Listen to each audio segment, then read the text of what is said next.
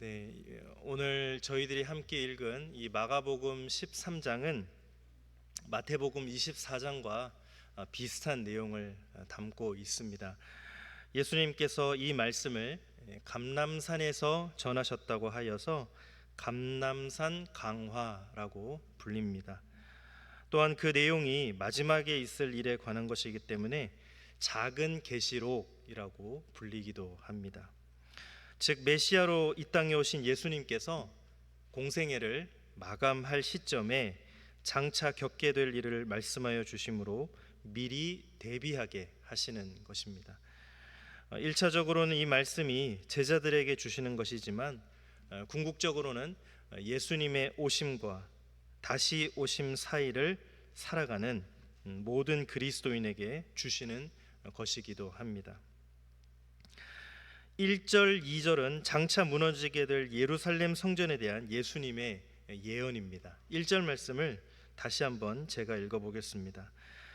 예수께서 성전에서 나가실 때에 제자 중 하나가 이르되 선생님이여 보소서 이 돌들이 어떠하며 이 건물들이 어떠하니까.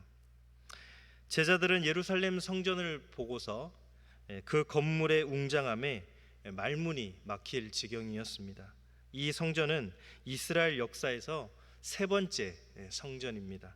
첫 성전은 솔로몬이 7년 동안 건축했기에 솔로몬 성전이라고 부르고, 두 번째는 유다 백성들이 바벨론 포로에서 돌아와서 이제 스룹바벨 주도로 건축을 하였기에 스룹바벨 성전이라고 부르고, 이 세 번째는 헤롯 대왕의 주도하에 건축되었기에 헤롯 성전이라고 부릅니다. 이 성전은 예수님께서 태어나시기 전부터 지어지고 있었습니다. 요한복음 2장에 예수님께서 공생애를 시작하시면서 예루살렘 성전을 정결하게 하시는 그런 내용이 있습니다. 그때 예수님께서는 너희가 이 성전을 헐라 내가 사흘 동안에 일으키리라 라고 말씀하셨습니다. 그것은 물론 예수님의 부활을 염두에 두고 하신 말씀이었습니다. 그러자 유대인들은 이렇게 반문을 합니다. 이 성전은 46년 동안 짓고 있는데 당신이 사흘 만에 일으킨다고요? 이 헤롯 성전은 기원전 19년에 BC 19년에 착공이 되어서 예수님께서 공생애를 보내실 때도 여전히 지어지고 있었고, 그 후로도 약 30여 년 동안 더 지어져서 63년에 완공이 되었습니다. 그러니까 무려 82년 동안이나 지어졌습니다. 그리고 이 성전은 그 터가 예루살렘 전체 면적의 6분의 1에 달할 정도로 넓었고, 성전 주춧돌 하나의 크기가 가로가 7.3m, 세로가 1.2m나 될 정도로 웅장하였습니다. 유대의 역사가 요세푸스에 의하면 흰색 돌로 지어진 성전은 각각의 돌들이 서로 엇갈려 있어서 멀리서 보면 마치 성벽이 파도가 이는 것처럼 아름다웠다고 합니다. 또한 로마의 역사가 타키투스에 의하면 성전은 황금으로 장식된 백색 대리석의 거대한 상과 같았다라고 찬양을 했습니다. 제자들이 성전에 대해서 그 크기의 웅장함과 그 내용의 화려함에 놀라서 예수님께 질문했을 때 예수님의 답변은 그보다 더 놀랍고 충격적이었습니다. 2절 말씀을 보겠습니다. 예수께서 이르시되 내가 이 큰 건물들을 보느냐 돌 하나도 돌 위에 남지 않고 다 무너뜨려지리라 하시니라. 예수님께서는 성전이 그렇게 웅장하고 화려하게 보인다고 할지라도 돌 하나도 돌 위에 남지 않고 그 정도로 완전히 초토화가 된다라고 말씀을 하셨습니다. 제자들은 성전 건물에 함몰되어 있었을 때에 예수님께서는 그 내면의 부패함과 불경건함을 직시하고 계셨던 것입니다. 예수님의 말씀대로 이 성전은 70년 로마의 티투스 장군에 의해서 예루살렘이 멸망당할 때에 완전히 무너지고 말았습니다. 돌 하나도 돌 위에 남지 않을 것이라는 예수님의 예언이 문자 그대로 이루어졌습니다. 요세푸스의 책 유대 전쟁사에는 이때의 모습을 이렇게 묘사했습니다. 화염이 치솟았을 때 그 성전이 폐허가 되고 있었다. 그리고 제사장까지 학살당했다. 건물이 세워져 있었다고 믿을 만한 근거를 찾아볼 수 없을 정도로 완전히 파괴되었다라고 기록합니다. 우리는 이제 건물이 성전이 아니라 성령님께서 내주하시는 우리 자신이 성전임을 잘 알고 있습니다. 우리가 세속적 가치관을 따라서 우리의 삶을 웅장하게 보이는 크기만을 추구하거나 다른 사람들에게 과시하기 위해서 화려함을 따라가기만 하고 그 내면의 정결함, 구별됨을 추구하지 않으면 우리 인생이라는 성전은 반드시 무너질 수밖에 없습니다. 웅장함과 화려함만을 추구하면 할수록 나중에 내 삶의 그 무엇 하나도 다른 것 위에 없다라고 깊은 한숨을 쉴 수 있습니다. 그래서 겉의 웅장함이나 화려함을 추구하기보다 내면의 거룩함과 정결함을 추구하는 것이 믿음이자 인생의 지혜입니다. 또한 하나님의 임재를 왜곡하고 주님께서 세우신 교회를 강도의 소굴로 만든다면 하나님께서는 그 교회에 머물지 않습니다. 하나님께서는 불의한 곳에 불의한 자들을 위해 임재하지 않습니다. 하나님께서는 오직 주님의 보혈의 은혜로 순전한 마음을 가진 사람과 함께 하십니다. 이제 3절부터 13절은 감람산에서 있었던 제자들의 질문과 또 예수님의 종말에 대한 답변의 말씀입니다. 3절 말씀입니다. 3절 말씀을 우리 한번 같이 읽어보겠습니다. 시작. 예수께서 감람산에서 성전을 마주 대하여 앉으셨을 때에 베드로와 야고보와 요한과 안드레가 조용히 묻되. 예수님께서는 예루살렘 성전이 보이는 반대편 감람산에 앉아 계셨습니다. 이 장면을 머릿속으로 그려보면 예수님과 성전이 서로 마주보고 있는 형태입니다. 그것은 또한 예수님께서 성전을 반대하고 있다는 의미이기도 합니다. 예수님께서는 성전의 본래 역할은 기도하는 집인데 종교 지도자들이 강도의 소굴로 만드셨다라고 말씀하셨습니다. 기도의 집은 연약한 피조물인 인간이 하나님의 도우심을 구하는 곳이라는 의미입니다. 반면에 강도는 자기의 힘을 믿고 사는 사람, 자신의 욕망을 성취하기 위해서 다른 사람을 짓밟는 사람입니다. 기도하는 집과 강도의 소굴은 정반대의 개념입니다. 그래서 예수님께서 지금 성전을 마주보고 계심으로 성전이 잘못되어 있음을 그림 언어로 말씀하시는 것입니다. 4절 말씀을 보겠습니다. 우리에게 이르소서 어느 때에 이런 일이 있겠사오며 이 모든 일이 이루어지려 할 때에 무슨 징조가 있사오리까. 성전에 돌 하나도 돌 위에 남지 않을 것이라는 예수님의 말씀은 제자들에게, 특별히 베드로와 안드레 형제 그리고 야고보와 요한 형제에게 몹시도 충격적이었습니다. 당시 이스라엘 백성들은 우리는 하나님께서 택하신 백성이 틀림없고 이 성전에 하나님이 계시다면 다른 것은 다 빼앗겨도 다 무너져도 이 성전만은 하나님께서 당신의 권위를 세우시기 위해서라도 지켜주실 것이라고 굳게 믿고 있었기 때문이었습니다.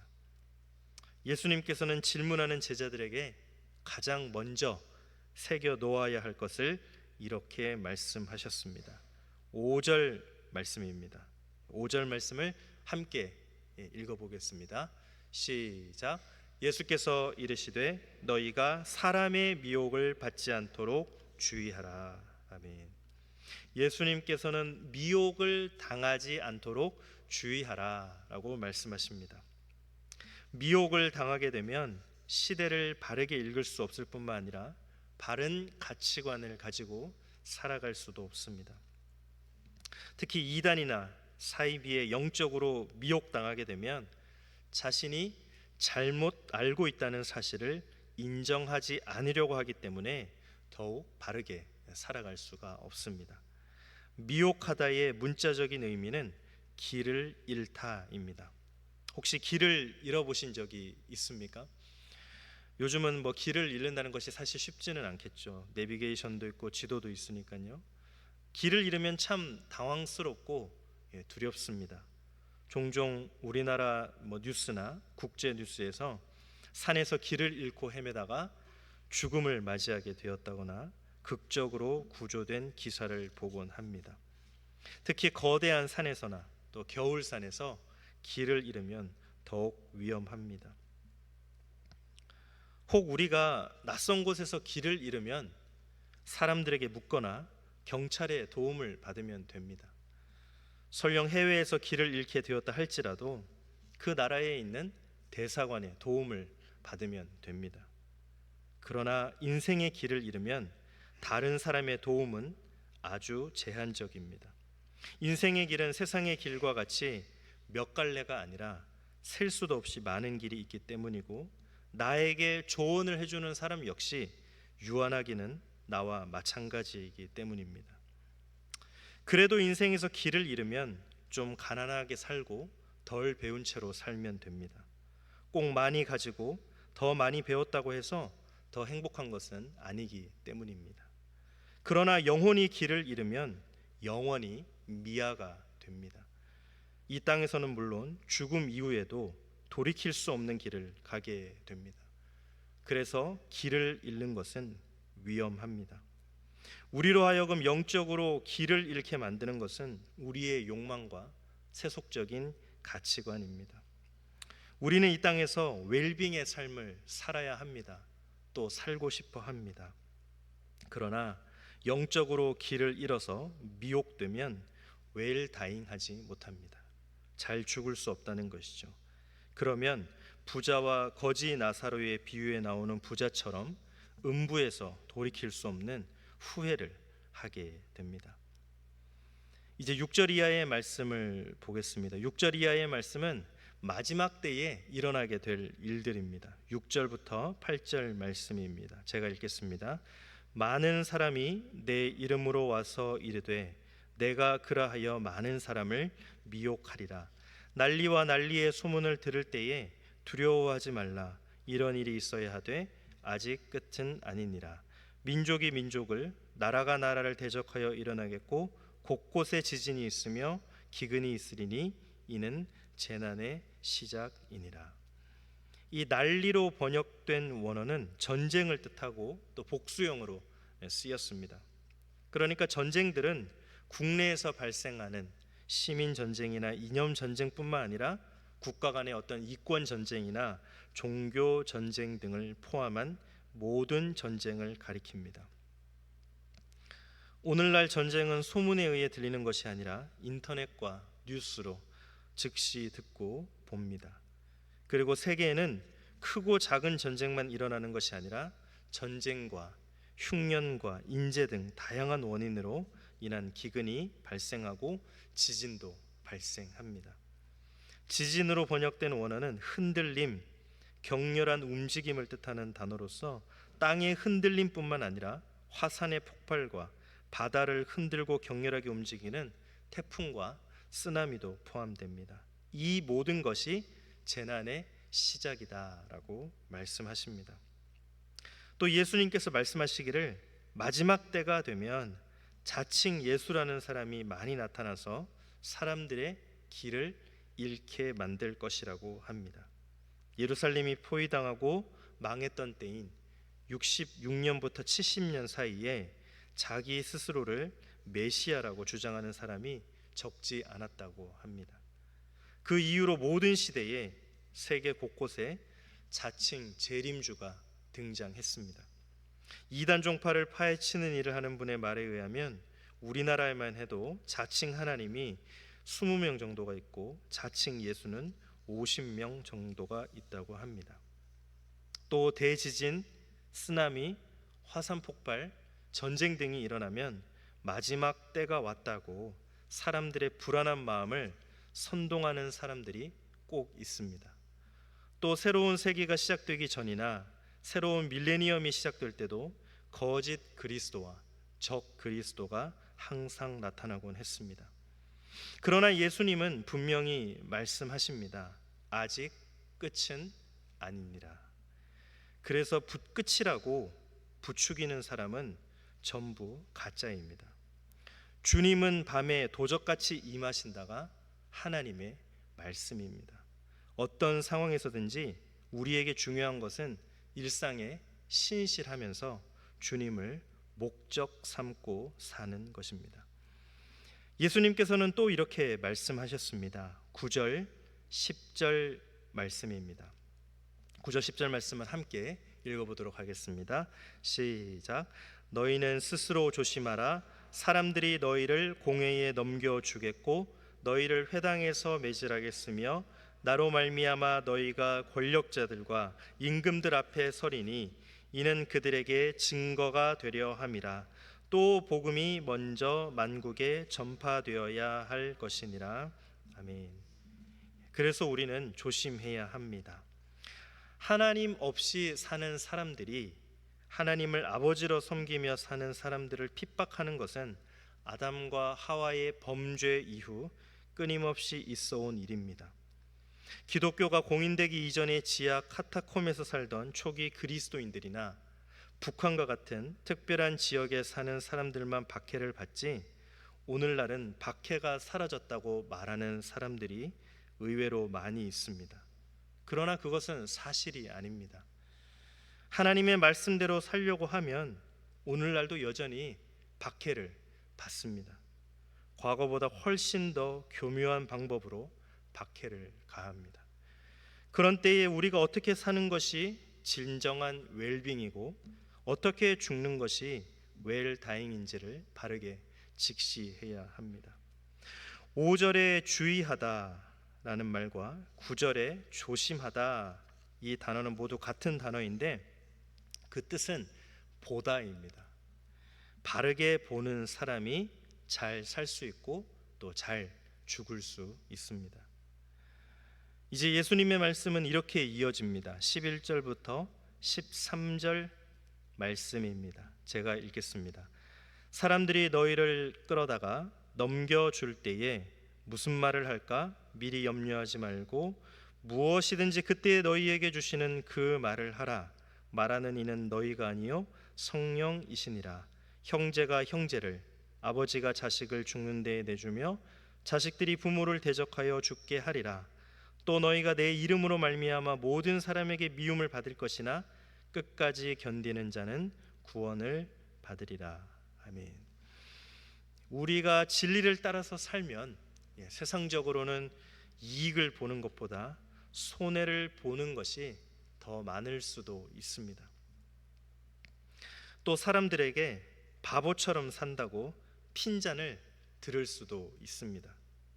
그러한 때에 용기를 내어야 하는 것은 그것이 우리가 그리스도인이 된 표징이자 증거이기 때문입니다. 그러한 때에 성령님께서 우리에게 할 말과 지혜를 주신다고 약속하십니다.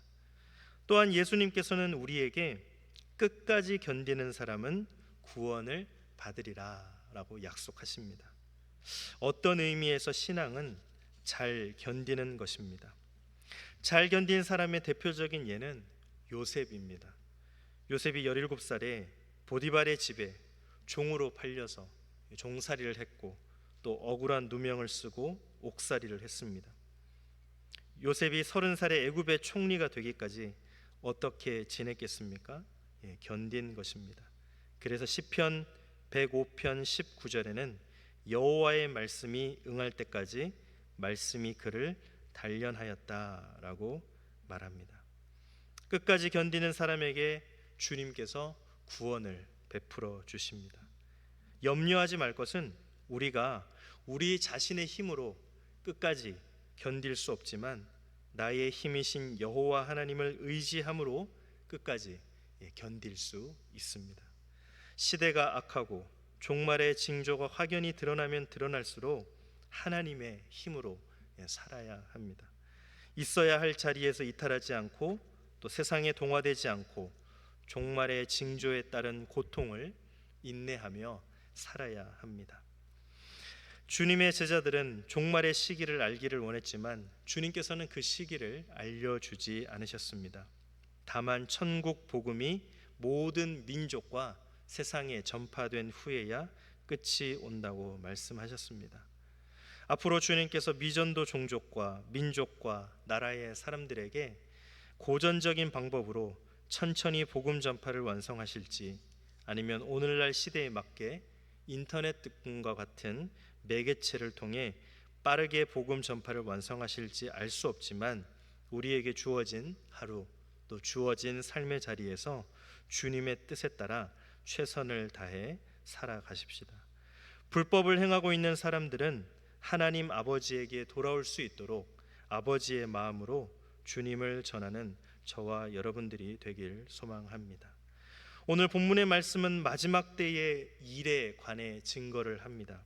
성경이 말하는 마지막 때는 예수님께서 오신 때부터 다시 오실 때까지의 사이입니다. 예수님께서 공생애를 시작하시면서 처음 외치신 것이 회개하라, 천국이 가까웠느니라 였습니다. 그래서 그때부터 이미 종말이 시작된 것입니다. 우리 모두는 마지막 때를 살아가고 있습니다.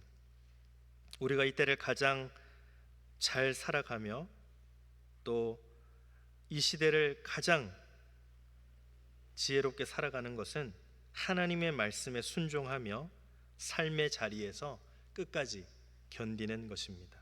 우리가 말씀에 순종하며 사는 그런 웰빙이 끝나는 날, 우리는 웰다잉 할 것입니다. 오늘도 또 앞으로도 주어진 삶의 자리에서 하나님을 힘으로 삼으며 말씀에 순종하여 살아가시는 저와 여러분들이 되시기를 간절히 소망합니다. 우리 시간 찬양하고 기도하겠습니다.